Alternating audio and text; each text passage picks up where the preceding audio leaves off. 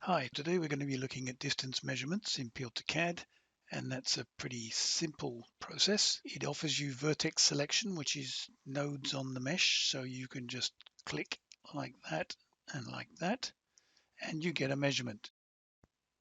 Notice that the details panel on the left-hand side gives you not only your actual point-to-point length, but also all of the X, Y, and Z distances involved in your measurement.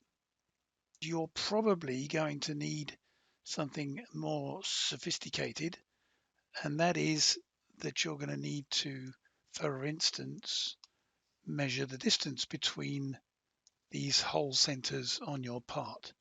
Now that is slightly different, and I'm going to show you the process for doing it. So the first thing you have to figure out is, how do I measure in a hole? And the easiest way to do that is to create some sort of entity, either a cylinder or a cone on your object, and then measure the intersection between the axis of that cylinder and the plane that the part is sitting on. So I'm going to go ahead and create a few entities to do this. Now, some of these are cylinders, some of these are cones. So I'm going to hold down my control key and select surface, and I'm going to constrain it so that it is perpendicular to the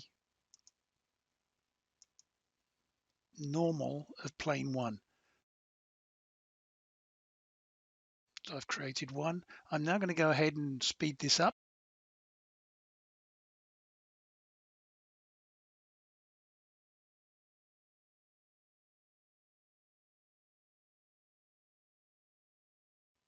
We are now going to create a point, because we can measure between points, which is the intersection of the axis of all of these cones with the plane that they're on.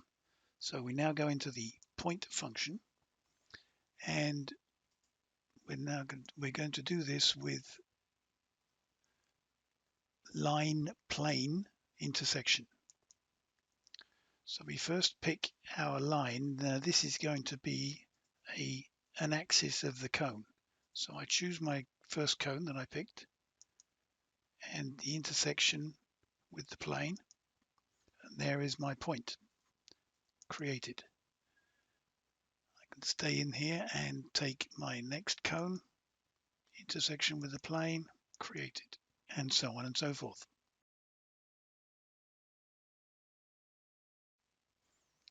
So we now have all our points, and now it becomes a very simple method to choose whichever point-to-point distance you want to measure. In this case, I can turn off these filters so that life is a little bit easier and just show points. And so I can choose between point 1 and point 2, create, and so on and so forth.